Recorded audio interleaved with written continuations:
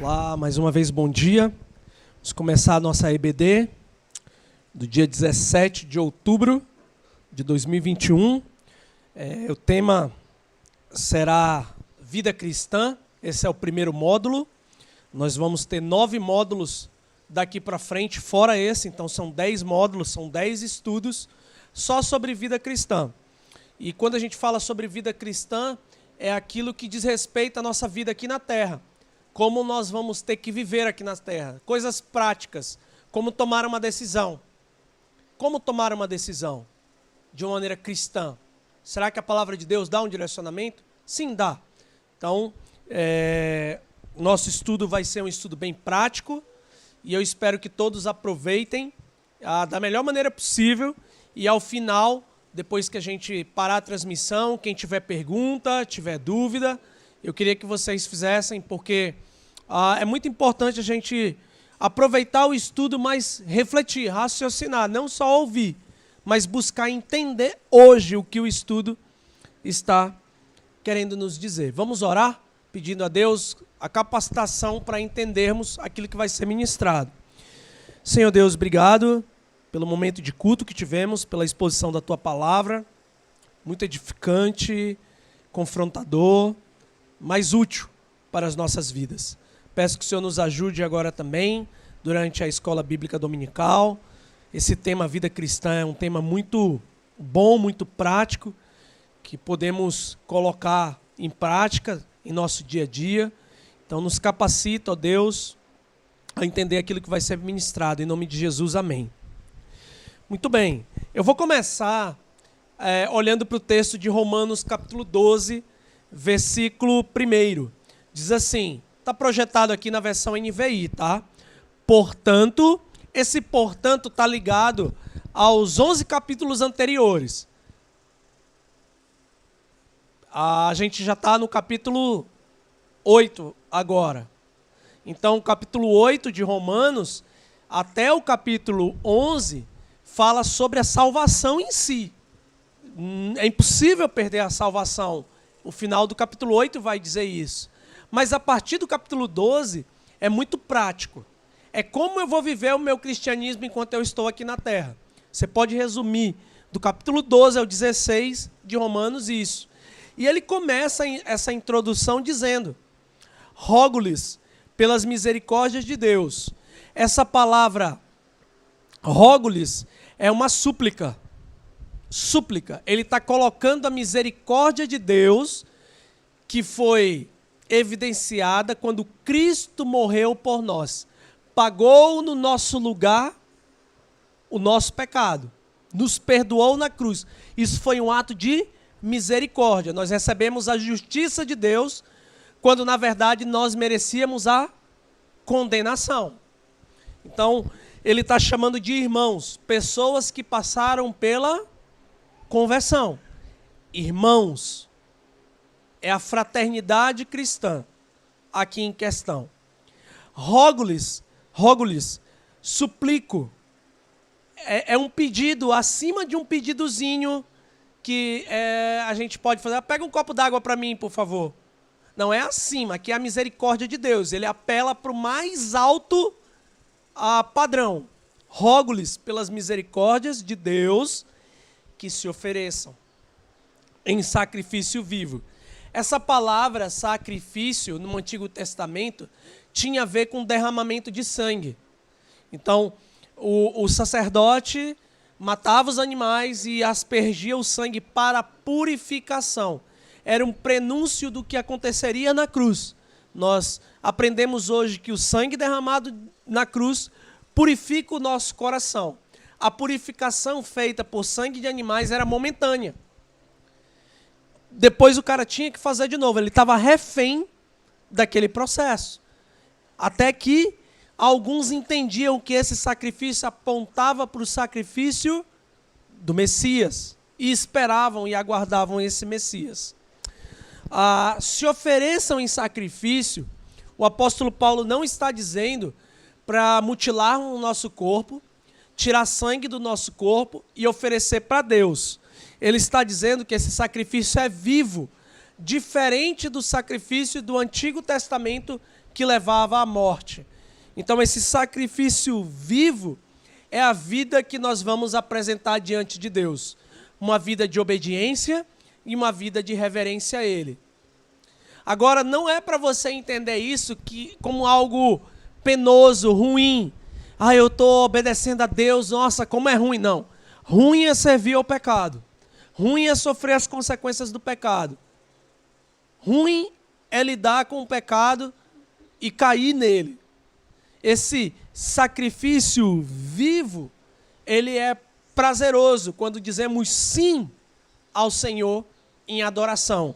Essa oferenda a Deus, entregando a nossa vida à sua direção, à sua soberania, né, respeitando, observando a sua palavra. Por isso que a palavra seguinte é santo. Santo é de separado, separado do pecado. Viva uma vida separada do pecado. A palavra santo não é como a gente concebe atualmente no nosso idioma. Santo é aquela pessoa perfeita, sabe, não. Essa é uma condição na terra que é impossível sermos perfeitos nessa terra. É impossível essa condição. Porém, em vida nós vamos viver separados do pecado. Nós vamos lutar contra o pecado. Nós ainda não chegamos na condição de perfeição, mas tem que existir no nosso coração o desejo pela separação do pecado. Isso não é ruim, isso é bom. Pessoas que sofrem porque estão separadas do pecado, amam mais o pecado do que a Deus. Estão sofrendo, estão apaixonadas pelo pecado. Estão em um relacionamento profundo com ele. Mas quando dizemos não para o pecado, nós estamos apaixonados pelo nosso Deus. Jesus disse: quem me ama obedece os meus mandamentos. Nós amamos a Deus. E aí nós oferecemos as nossas vidas como sacrifício vivo, separado do pecado e agradável a Deus. O que é agradável a Deus? Aquilo que é puro. Um coração purificado pelo sangue de Jesus Cristo. Jesus, quando morreu por nós, morreu para que nossos pecados fossem perdoados. A nossa condição agora é uma condição ainda que nós estamos sujeitos a pecar, porque somos pecadores, existe isso na nossa carne. Porém, Deus olha para nós com misericórdia. Ele vê o sangue do Filho dele derramado pelas nossas vidas. Quando nós reconhecemos Jesus como Senhor e Salvador, a lente pela qual Deus olha para as nossas vidas é Jesus Cristo. Ele vê o Filho dele. Quando pensar em condenação, o Filho dele já foi condenado no seu lugar. Então o preço pelo pecado foi altíssimo. Dizem que a salvação é de graça, né? E falam isso para banalizar a salvação. A salvação ela é de graça para nós, mas para Deus foi um alto preço. Todo salvo entende isso e quer viver uma vida separada do pecado, agradável a Deus. Por quê? Porque o seu pai é Deus. Ele quer agradar o seu pai. Ele se relaciona com o seu pai, que é Deus. Este é o culto racional de vocês. A palavra racionalização vem justamente do fato que nós precisamos pensar o que é melhor para nós, seguir o pecado ou seguir a Deus. O destino do pecado é a condenação eterna. A parada final é o inferno. A parada final da obediência, do coração contrito, do coração arrependido, é a eternidade com Deus. Os dois vão lutar nessa terra, mas só um alcançará um alvo benéfico para a sua alma. Versículo 12, ele diz o como que nós devemos apresentar esse sacrifício a Deus, esse sacrifício vivo. Não se amoldem ao padrão desse mundo. É a orientação. E essa palavra mundo é o sistema maligno mesmo. Não se amoldem. E aí você tem que ter uma ideia aqui de quando você quer fazer alguma coisa e tira o molde. Você tira o molde. Seja um desenho, seja uma costura, você precisa de um molde para fazer. Não se amolde ao padrão desse mundo é não construa a sua vida como o formato do mundo. É essa a ideia. não pensar como o mundo pensa, mas serem transformados pela renovação da sua mente. A mente precisa ser renovada. Para quê? Para que haja uma transformação. Não tem como ter renovação de mente se o conteúdo que você está vendo e escutando não é compatível com a palavra de Deus. Você vai sendo transformado conforme o conteúdo que você está vendo, ouvindo, se relacionando. Essa renovação da mente, ela vem pela exposição da palavra, a leitura bíblica, a participação da EBD, uma série de assuntos referentes àquilo que eu chamo de instrumento de graça nas nossas vidas. Porém, se alguém que se diz cristão não participa, não sabe, é mais coisas do mundo, é mais coisas, música do mundo. E olha, vou logo falar uma coisa, é terrível as letras que tem hoje. Eu escutei um dia desse uma letra, e de uma boca de uma mulher cantando. Eu fiquei assim, meu Deus do céu, será que ela tem noção do que ela está cantando? Porque depois ela vai levantar uma bandeira antifeminismo, mas a música está depreciando ela como mulher. Que antagônico, que estranho, que sabe, é o que Paulo diz. Dizendo-se sábios, fizeram-se loucos. Só pode ser a única explicação que eu tenho. É a única explicação que eu tenho para isso. De uma mão, tu levanta a bandeira do feminismo. Na outra mão, tu perpetua a bandeira da imoralidade. Não consigo ver isso. Mas, enfim, esse foi um parênteses dentro do nosso estudo. Nós precisamos ser transformados pela renovação da mente. Isso vai acontecer quando nós deixamos de lado o padrão do mundo. Como que o mundo pensa, quais são as atitudes, o que as pessoas estão pensando no mundo.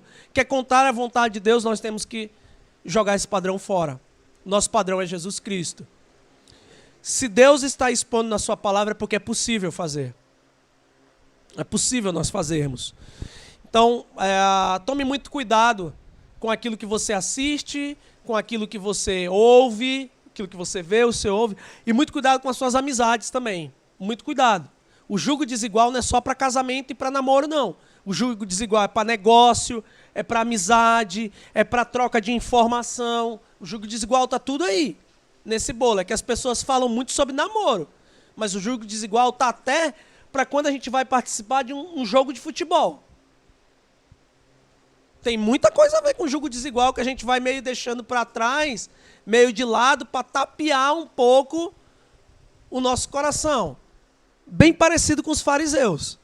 Lembra as tradições humanas que eles criavam, as regrinhas humanas, para distorcer a palavra de Deus? A gente também pode cair no mesmo erro. Então tem que tomar muito cuidado mesmo. Porque onde você está se alimentando, pode ser uma fonte ruim e pode estar causando um prejuízo em você. Logo, você não vai apresentar uma vida agradável diante de Deus. Ok? Transforme-se pela renovação da sua mente para que tenha uma funcionalidade, uma função. Esse para que tem um sentido isso. Para que sejam capazes de experimentar e comprovar a boa, agradável e perfeita vontade de Deus. Esse versículo é muito decorado, mas pouco aplicado. Essa vontade de Deus sendo conhecida, tem uns assuntos aqui para frente. Apresentar a vida como um sacrifício vivo, santo e agradável a Deus, não se amoldando ao padrão do mundo e sendo transformada a sua mente pela renovação da sua mente. Só assim é possível compreender, experimentar, comprovar a boa e agradável, perfeita vontade de Deus. Por que as pessoas ficam patinando na fé? Esses itens que foram mencionados estão falhando.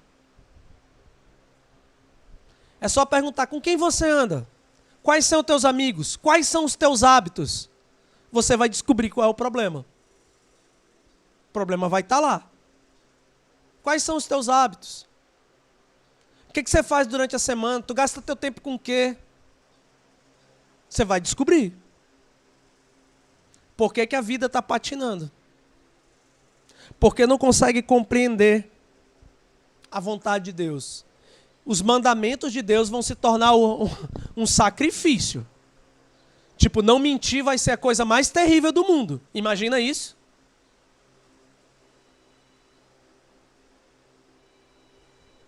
Para pensar um pouco.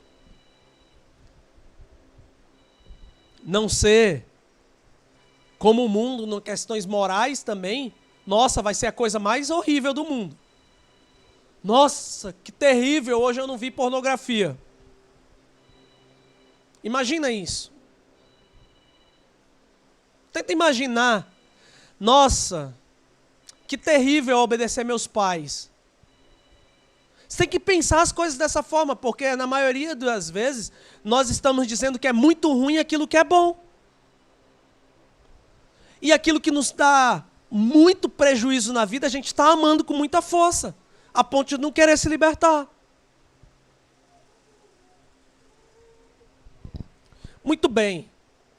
A gente precisa parar para pensar um pouco. A vida cristã não diz respeito só ao domingo, a sentar no banco de uma igreja. Diz muito mais de como eu estou vivendo a minha vida todos os dias. Tem muita gente que pergunta, mas o que eu faço com a amizade que é contrária a Deus? O que as Escrituras dizem? Eu pergunto. A resposta não agrada. Porque o que está escrito lá? Se afasta. Mas eu vou ter que me afastar de todo mundo. É o que as Escrituras dizem. Mais do que a minha opinião, as Escrituras dizem isso. Você é que vai ter que escolher, obedecer ou não. Deus já deixou estabelecido. Por que achamos ruim? Porque nós amamos, queremos, gostamos daquilo. Precisamos admitir isso. Adoramos uma fofoquinha. Uma conversa nova sobre a vida dos outros. Quando tem uns escândalos, então, como foi? É para pensar. É para pensar. Examine o próprio coração diz respeito a isso também. Muito bem. Certo e errado. Esse é um desafio. Porque muita gente me pergunta o que é certo e o que é errado em relação à religião. Qual é a regra para participar da ICEA? Tem regra, não tem? Tem pessoas que já me perguntam qual é a roupa que eu vou para o culto. Eu não vou para o culto por causa da roupa, eu não sei que roupa que é. O que é o certo e o errado? Bom, eu prefiro olhar para as Escrituras. E prefiro tentar visualizar se a ICEA está compatível com as Escrituras. Porque se ela não tiver, também ela não é uma igreja bíblica. Eu prefiro que o crivo, a régua pelo qual eu vou responder isso, seja as Escrituras Sagradas. Qual a regra para participar de uma igreja? Que rituais tem na igreja? Sentar, levantar, sentar, levantar, sentar, levantar. Dizer palavras repetidamente quando alguém disser alguma coisa. Bom, eu vou desmembrar esse assunto, primeiro com a visão do mundo de certo e errado, tá? E depois vou trazer para a palavra de Deus. Certo e errado depende de cada cultura. Depende de cada cultura. Isso pode variar de uma maneira significativa. Apesar de nós vivermos em padrões éticos, devemos observar se o certo em nossa cultura não colide com a nossa fé. Pode ser que na nossa cultura tenha algo que seja certo, mas ao mesmo tempo entre em colisão com a nossa fé. Só para ilustrar, tá? O trabalho é algo que existe na nossa cultura? Existe. Existe ou não? Existe. Agora, se matar pelo trabalho é pecado? O trabalho não é pecado. É ético. É bom. Independente de ser cristão ou não. O trabalho é bom. Mas se matar trabalhando é ruim tanto para o cristão como não cristão. É ruim para os dois. Ostentação. Ter as coisas é ruim? Não. Ostentar é ruim? Sim. É caro e vai gerar dívidas. Tanto para cristão como não cristão. E tem coisas que são certas na nossa cultura, são coisas certas que na cultura do outro não é certa. Por exemplo, no Brasil é muito comum marcar o aniversário para 7 horas, esperando que as pessoas cheguem até 7h30, para começar às 7h30. É dado um prazo de praticamente meia hora. Isso é comum. Se você chegar no Japão, e eu morei 12 anos lá, eu sei o que eu estou dizendo, e você marca um compromisso e chega atrasado 30 segundos, é considerado na cultura local um desrespeito pelo outro. Um desrespeito. Até quebra do relacionamento. Quebra do relacionamento, deixa de ser amigo. Porque o padrão é, se você não me respeita na questão do horário, como que você vai me respeitar em outras coisas? Então, o que acontece na nossa cultura é totalmente errado na outra cultura. Aqui, no Brasil, o atraso, ele é normal. Tudo começa fora da hora. Nada começa dentro da hora. Para se institucionalizar isso, colocar aqueles 5 minutos de... Não, vamos flexibilizar 5 minutos. Não existe isso. Não existe isso. Isso é algo errado. Mesmo na nossa cultura. Que um cristão não pode ter. Por mais que todo mundo esteja fazendo. O cristão tem que chegar sempre antes do horário. Sempre. Não só na igreja. Qualquer compromisso. Para mostrar que ele é uma pessoa que olha para o outro. Respeita o outro. Inclusive nos horários. Ah, mas se eu chegar lá, nem o aniversário não começou. Não interessa. Não interessa. Não interessa. Então tem coisas que são éticas na nossa cultura que numa cultura diferente pode ser um problema. Ninguém vê mal aqui chegar atrasado no Brasil. Até pode. Tem a tolerância institucionalizada, mas não está certo. Se você for em outra cultura, você vai ter problemas com isso. Já tem culturas que o certo é chegar atrasado. É diferente. Então, aqui, normalmente, nós entramos de sapato dentro de casa. Além de anti-higiênico, traz problemas para a saúde, que a gente pisa em um monte de coisa aí. No Oriente você não pode. Você tem que tirar os sapatos. Não é só no Japão, não. Várias culturas. Então, o que é certo aqui é errado lá. Entenderam? Então, essa questão ética no mundo é muito complexa. Não tem um certinho assim, da gente dizer, não, tá, isso aqui é certo. Não tem como. É impossível a gente alcançar isso. O cuidado que a gente tem que ter é se o que está sendo feito na cultura não colide com a minha fé. Porque se colidir com a minha fé, eu tenho que parar. Eu tenho que parar com isso, por mais que todo mundo esteja fazendo. Se todo mundo estiver fazendo isso, e for errado diante daquilo que eu confesso, como cristão, eu tenho que parar de fazer. Não é para flexibilizar isso, o errado é errado. Estou tentando ser o mais objetivo possível, porque são questões práticas que acabam causando certo desconforto em algum momento. Agora, o que eu queria que você entendesse é que em Deus há o certo e o errado bem definido. Se no mundo a cultura varia do povo para outro povo, em Deus não. A palavra de Deus é clara quando determina que o certo é certo e que o errado é errado. Ela não dá respaldo porque o cara é famoso, porque o cara é bom, porque o cara...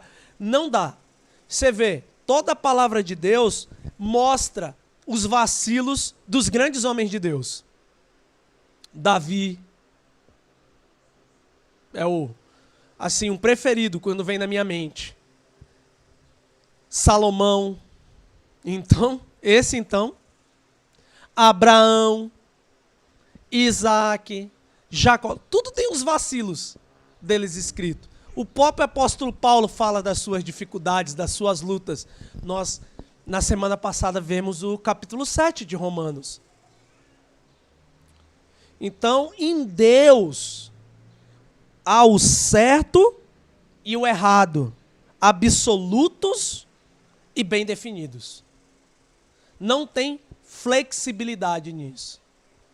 Ah, mas o Davi errou, mas era um homem segundo o coração de Deus? Sim. Sim. Se você não consegue entender isso, você não consegue entender a salvação. Porque nós éramos pior do que Davi. E Deus teve misericórdia das nossas vidas. Então, se não entende isso, não entende essa injustiça, não consegue entender a salvação. Um inocente morrendo por nós. É impossível. É impossível entender. Em Deus há sempre um certo e um errado, absolutos bem definidos. O problema para nós é descobrirmos que coisas se enquadram em qual categoria. O problema para nós é saber que, no nosso dia a dia, o que se encaixa no certo e o que se encaixa no errado. Porque a Bíblia foi escrita há vários anos atrás, fechada o cânon. E não tinha problemas com internet. Não tinha problemas como esse. Não estava visível na sociedade. Porém, ela traz princípios pelos quais nós vamos usar essas ferramentas. Também tem errado e certo na internet. Tem o errado e o certo nas redes sociais. Como um cristão vai se comportar nas redes sociais, tem certo e errado. Lembra do não se amoldar ao padrão do mundo? Como é que o mundo está tratando as redes sociais? Espera aí, como é que eu devo tratar como cristão? É uma pergunta. Então, se eu estou valorizando a imagem, o corpo, e o mundo acha isso, espera aí, tem alguma coisa errada agora. Está colidindo com a minha fé. Está colidindo isso com a minha fé. Está batendo naquilo que eu professo. Não posso fazer isso. Eu não posso me comportar desse jeito. E se as redes sociais é uma pedra de tropeço, eu preciso cancelar. Eu preciso. Se está fazendo mal para mim, atacando a minha fé, se eu não consigo visualizar aquilo sem me enojar, tem alguma coisa errada. Que precisa causar esse incômodo. O que nós vemos de errado, nós não podemos nos padronizar a ele, por mais que todo mundo esteja fazendo. E pasmem, por mais que outros crentes estejam fazendo. Porque nós veremos crentes se comportando de maneira equivocada nas redes sociais. Nós veremos. As curtidas, os likes, aparecerão na tela do Senhor no dia do encontro com Ele. E será uma prova de como, além de aprovarmos condutas inadequadas, também as praticamos. Como disse o apóstolo Paulo, no final da carta aos Romanos, do capítulo 1 de Romanos. Em Deus o certo e o errado está bem definido. Bem definido. Nosso dilema está aqui, ó. Aquilo que é pecado e o que é virtude. O que é agradável a Deus. No meio tem a zona cinza. Eu já vi pastores com medo de ter problema por causa de futebol, dizer futebol é pecado, porque fala muito palavrão, fala muito isso. Olha, gente, não tem nenhum lugar neste país que as pessoas não falem palavrão. Até dentro da igreja tem gente que fala palavrão. Quer dizer, dentro da igreja não, porque dentro da igreja é politicamente correto. É crente, né? Mas durante a semana, fala. É ruim admitir, mas é verdade. Já ouvi algumas histórias aí cabulosas.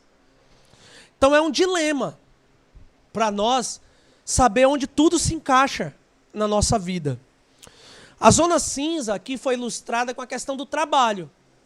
Trabalhar é uma virtude. Agora o problema é o excesso do trabalho, que me leva a deixar de cultuar a Deus, por exemplo. Saiu de algo que era bom e foi para o lado do pecado. As amizades são boas. Nós temos a figura do amigo nas Escrituras Sagradas, tanto no livro de Provérbios como no Novo Testamento. Porém, há amizades que são terríveis. E que se eu continuo a ter essa amizade, eu estou indo para o lado errado do pecado. Não é cinza. Não é cinza.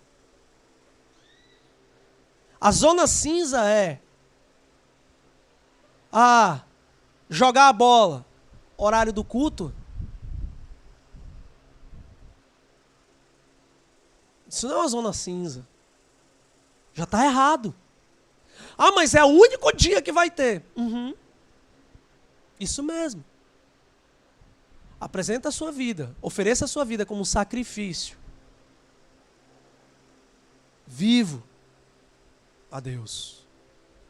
Santo e agradável, sem ser o padrão do mundo. Zona escura de pecado e da virtude são bem claras. O problema é o cinza.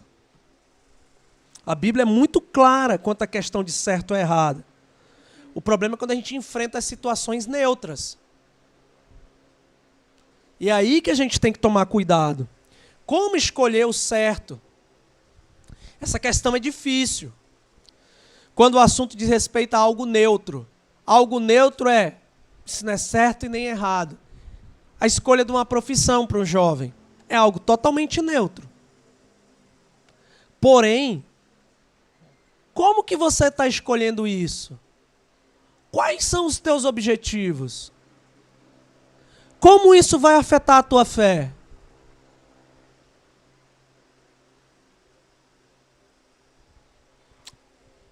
Cabe a cada indivíduo avaliar à luz da Bíblia cada situação. Preste atenção, eu vou repetir. Cabe a cada indivíduo avaliar à luz da Bíblia, olhando para a Bíblia, cada situação. Eu não falei opiniões.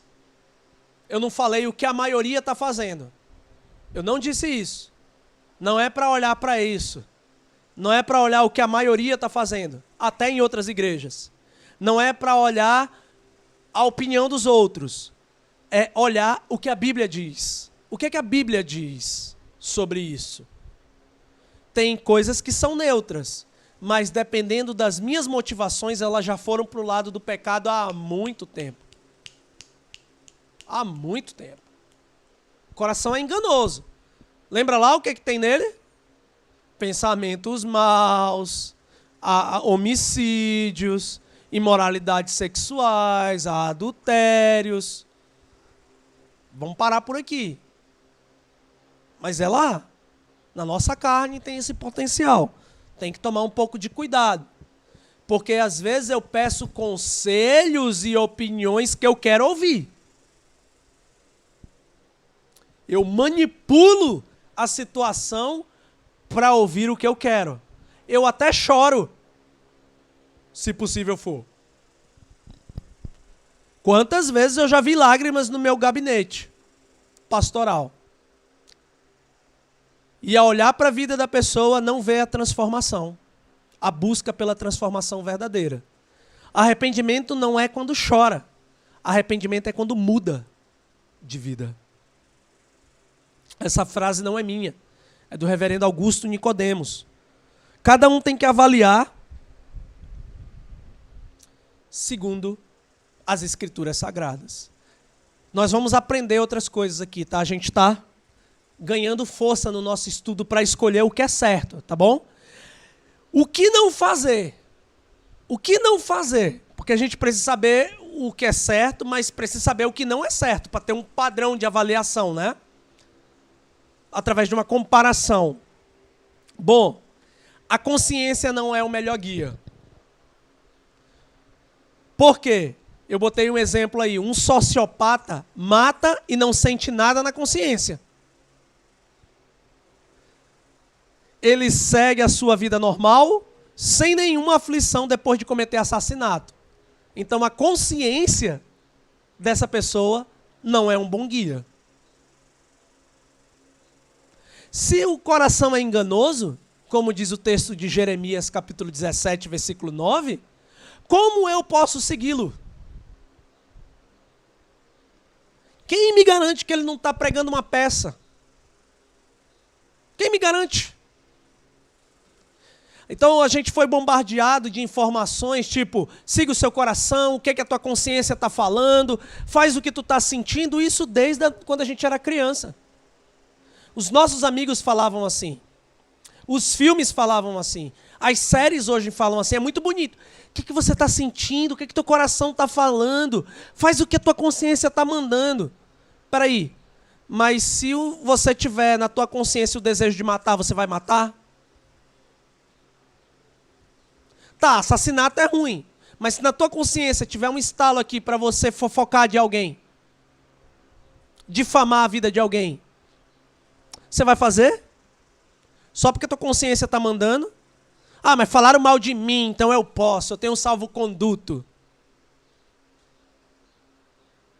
Algo está errado aí. A consciência não é um bom guia. Tem coisa que a gente quer fazer, mas a gente não pode fazer de jeito nenhum.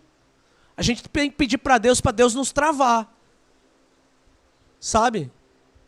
Sinceramente, tem coisas que eu já pedi para Deus, assim, no cúmulo das minhas lutas, Senhor, tira a minha vida. Porque é difícil as lutas. São difíceis. Então a consciência, às vezes, a minha consciência, esses dias mesmo, foram lutas terríveis essa semana. Não vou compartilhar com vocês, mas foi muito difícil para mim.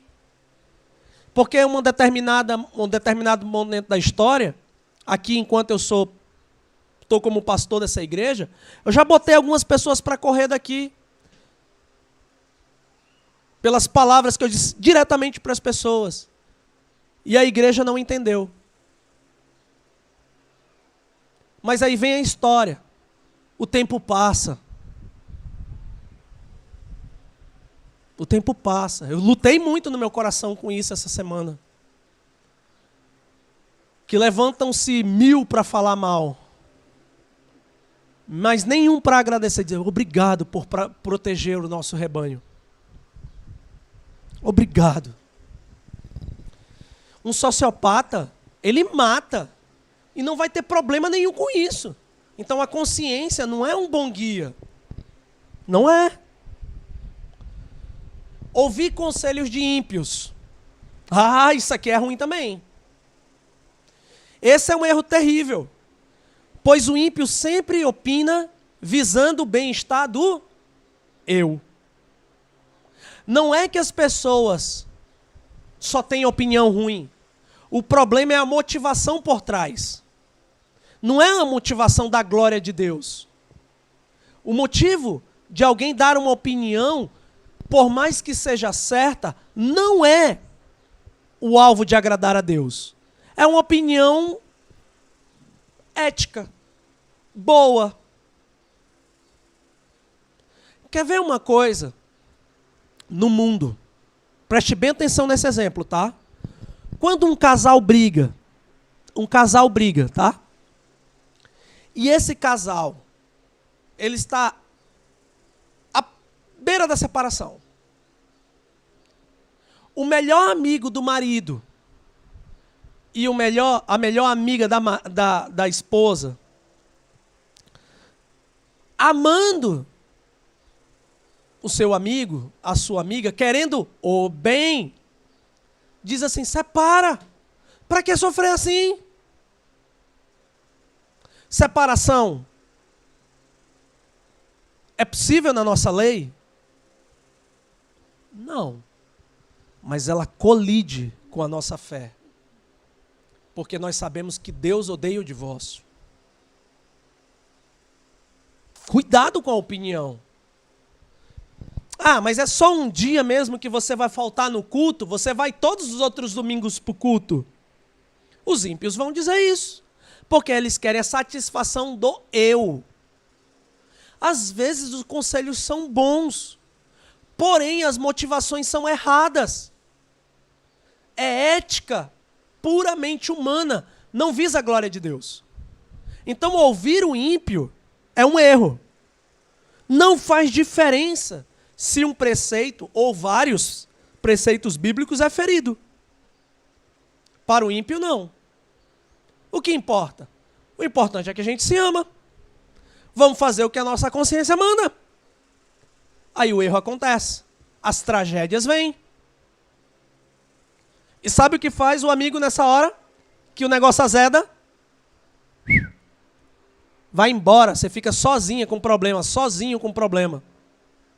É assim que funciona. É desse jeito.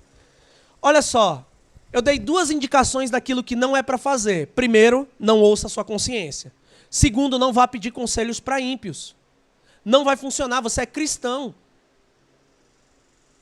Você tem Deus, você tem os irmãos na fé que querem o teu bem. Você precisa de pessoas que olhem para as Escrituras com você e estudem as Escrituras com você, até a gente chegar num denominador comum, com as Escrituras, não com a minha opinião. O que eu tenho que fazer? É isso que a gente precisa pôr em prática. Tiago diz o seguinte, ó. Se alguém de vocês tem falta de sabedoria, peça a Deus.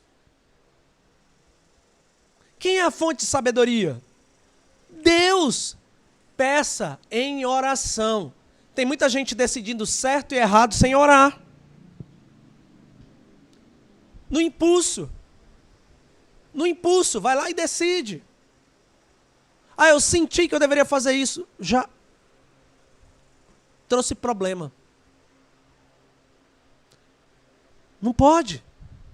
Nós precisamos orar antes de tomar decisões. Precisamos orar.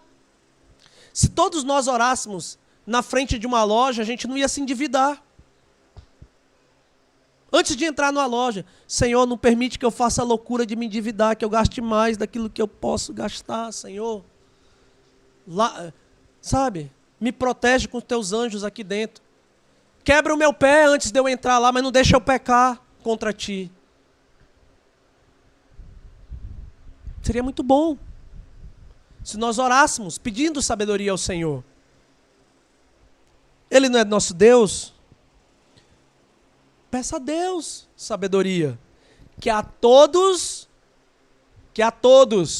os seus filhos dá livremente e de boa vontade, e lhe será concedida. Isso aqui, meu irmão, é uma promessa, minha irmã.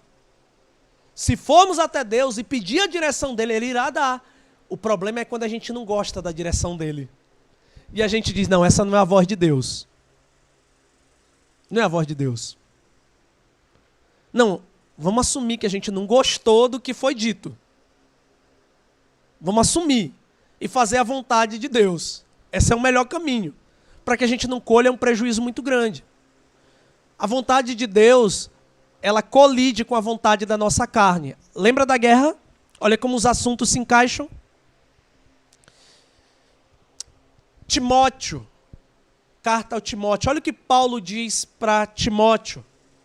Timóteo, meu filho, dou-lhe essa instrução, conselho. Paulo, um homem experimentado na fé, um homem experimentado na vida, um homem que colheu os benefícios da obediência e colheu as consequências negativas dos seus pecados. Sim, ele é capaz de dar um conselho. Ele é capaz de aconselhar. Timóteo, meu filho, dou-lhe esta instrução, segundo as profecias já proferidas a seu respeito, para que, seguindo-as, você combata o bom combate. Esse combate no qual o apóstolo Paulo se refere aqui é o combate de dentro. A batalha na alma, no coração, na mente. Combater o bom combate é ter êxito nesse combate, obedecer a Deus. Preste atenção que tudo começa com a instrução. Um conselho. De alguém sábio, crente. Olha o que ele continua dizendo. Mantendo a fé. Mantendo a fé. Timóteo, isso aqui está de acordo com a tua fé? Não? Então mantenha a fé. O lado certo é o da fé, Timóteo. Ah, mas todo mundo está fazendo. Não, eu sei, Timóteo, mas é o da fé. É o lado da fé. Mas eu vou ficar sozinho nesse... Eu sei, Timóteo, mas fica aí, cara. Para de ser teimoso, é aí que você tem que ficar. Mantendo a fé e a boa consciência de quem está agradando a Deus. Está sendo guiado por Deus. E olha aqui a continuidade do versículo, o chute na canela. Que alguns rejeitaram. Rejeitaram esse conselho. E por isso, naufragaram na fé. Afundaram. Sofreram prejuízo. Naufrágio é sinônimo de prejuízo. Perdeu o barco, perdeu as pessoas, perdeu as coisas lá dentro. Naufragou. Naufragaram na fé. Por quê? Não seguiram conselhos. Não guardaram a fé. Não mantiveram a boa consciência. Isso é sério. Bons conselheiros. Bons conselheiros. Pega essa daqui, ó, se você quiser tirar foto, tira foto. Se você quiser, depois eu mando o slide, mas isso aqui é bom, é muito importante você gravar. Bons conselheiros trazem as questões para ser resolvidas à luz da Bíblia. Esse aqui é um bom conselheiro. Meu irmão, não sei, mas eu vou pesquisar na Bíblia junto com você. Vamos ver o que a Bíblia diz. O que é que a palavra de Deus diz? Esses são bons conselheiros. Quer identificar um bom conselheiro? Ele te diz, a palavra de Deus diz isso. Deus diz isso em sua palavra. É assim que nós devemos fazer.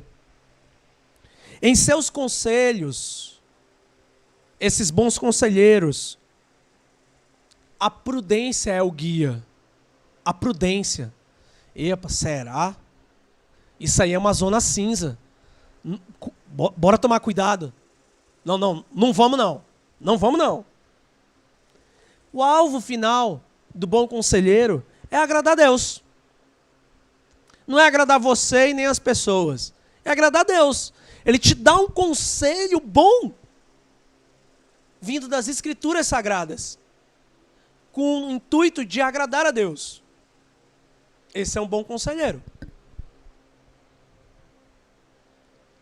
Se não tem conselho nenhum, eu diz, rapaz, eu vou te levar em uma pessoa que eu acho que tem um bom conselho para ti. Leva até outro cristão. Diz, olha, eu não tenho, sou meio limitado, estou lutando com a mesma coisa que tu está lutando.